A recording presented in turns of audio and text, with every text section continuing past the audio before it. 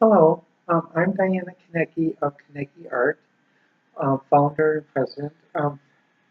What I would like to talk about is a topic that some people find uncomfortable, other people consider people weak, other people use it to prey on people because that is a weak moment. Well, the topic I'm going to talk about is crying.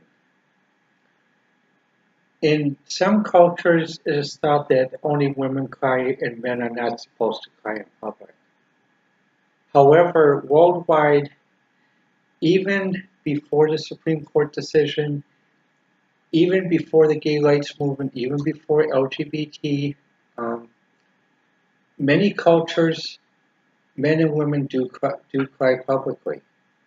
Um, it's just at some point in the United States culture, it got to the point where after World War II that men had to be macho and couldn't cry at all and couldn't cry publicly. But if someone is put under a great deal of stress, crying does help eliminate that stress and does provide an outlet also for a way for them to think of a solution. Um, to give you an example, um, when someone thinks of a friend um, who narrowly avoided dangerous situations is now in a safe place. Some people are very happy and will cheer. Some people will cry. It's not because it's sad, but it's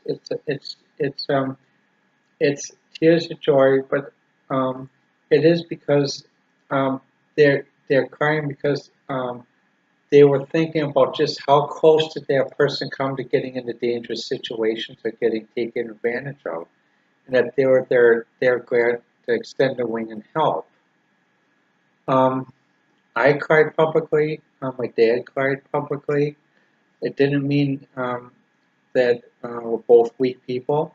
Um, my dad worked in the space program, was a military contractor because he couldn't serve in service due to a certain type of disability, but he served his country as a contractor for over 35 years, um, starting in the 50s, um, working at Abbott, helping develop the mass production process for serotonin, developing fiberthin for U.S. rubber, which is the inflatable roofs that you see over stadiums now. That was done in the 50s. Working on the process to develop plastic other than basically the contact method based on the roll method of plastic. The space program with carbon nozzles. Um, Navy developing steel so Navy subs could dive deeper than Soviet subs, all the way through the Apollo program and even into the 70s with the missile program helping with relays to make sure that the relays have a high precision of actuating. Um, However, when my dad did work in private industry, um, there were some people, as I mentioned the last thing about bullying, and in the 60s and 70s, bullying was considered a good manager. Someone could bully someone, they were considered a great manager. They'd say, well, okay, well, you know how to control people, you know how to motivate. No, and what happens when my dad and went through a lot of bullying at Walker Manufacturing and Racine, because at that time, Racine was very much marketing oriented. It was get that sale, get that sale, get that sale. Very much um, too sales oriented for a creative person. Um, um, at one time, and also due to other issues that were going on in the family, um, there was a moment that he did cry, and people did make a big fuss about it. And it's like also at that time in the 1972 presidential campaign, there's a presidential candidate who cried, and they crucified him and such and such. But my point is this. Um, if someone is so tough or so iron oriented that they're robotic, they have no human feelings, no human emotions, or they're so intelligent that basically that they feel it's okay to be cruel, it's okay to uh, Um, and so they never cry. Well, that's not the type of place I want to live. That's not the type of person I want to know or the type of job environment I want to work in. I'm a creative person, and also I'm a human being. Um, Human beings do cry because we do have moments where we do have moments of weakness. Everyone does. You can't always be on. As many people who work in media, as in movies, music, others, you know, the paparazzi cause can cause moments of where they track you down and they need moments of privacy. Even with me, when I ran for mayor of Kenosha, I didn't realize Kenosha had a paparazzi, but it does.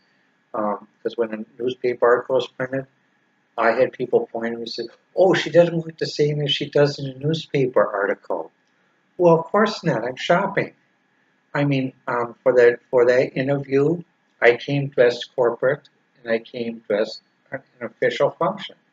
But but sometimes people who want to or try to force an issue will try to have someone stay rigid and stay with us. But of course, I'm not going to dress in a designer dress when I go shopping or when I go out every day. No, no woman does that. Um, and neither does a man dress in designer suit or anything when they go out every day. No. Um, but the point is, when people keep trying to use something as a negative and gather around and have this person hear all negative, of course it can cause a weak moment, of course it can cause crying. Another thing that can cause crying too is when someone does try to help someone, help a friend, and when the moment tension finally passes, crying comes because what happens, it's tears of joy that they're glad that they got this person through this difficult moment, and they were reflecting back as what would have happened if they hadn't. And and like when I was crying, there's one good person. She was a member of faith, and she is a Jehovah's Witness, and she understood perfectly. She said, "You did the right thing, and I understand why." And this morning, 3 others finally understood, but the guys, they didn't. Some of them, I don't know, due to their upbringing or something else. But um, part of this goes back to also staying in a shelter because no matter how good a shelter is managed, the university managed, it can still become a fishbowl if people see something and they gossip and they make up a gossip based on confirmation bias, halo reasoning, but mostly confirmation bias that what their reason is correct and they pass it on and on and on.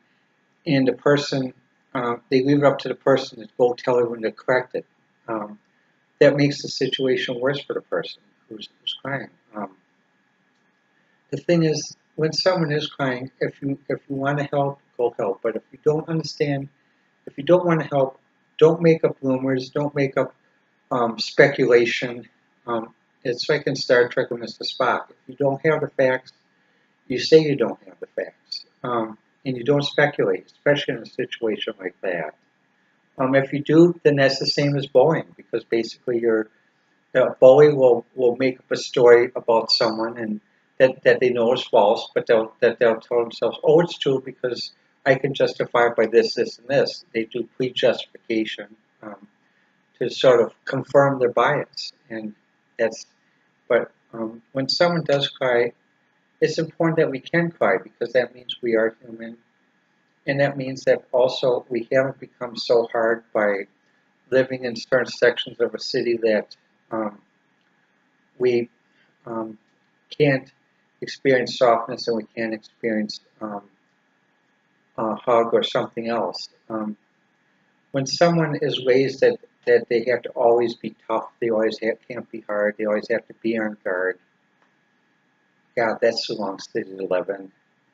And especially if with those living in the south and west side of Chicago, something needs to be done, even if it means federal action coming in, because that is no way for people to be raised to live.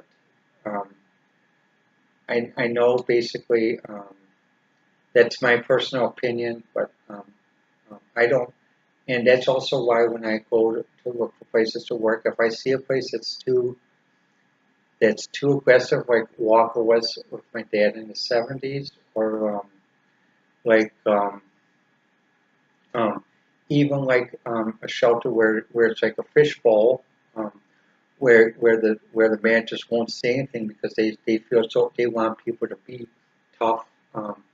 No, that's not a place to stay either. That's why I'm looking to even possibly relocate to another part of the country because if Kenosha is going to become like gangland Chicago or the south and west side of Chicago and lose its Wisconsin character of caring and allowing people to cry, that's not the Kenosha I know. That's not the Kenosha I came back to, and that's not the Wisconsin I came back to.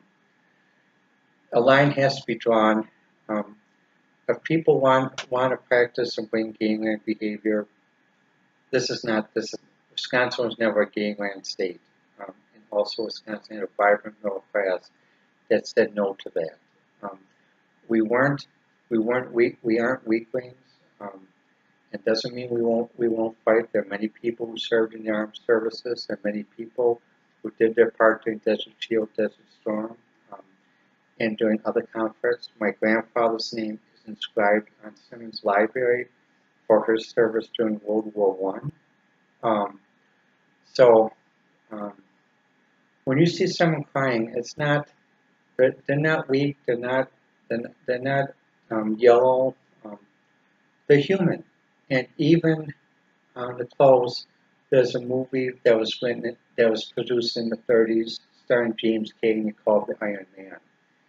And what it showed was basically he was a prisoner of war. He was captured, and he did his best not to give in and not.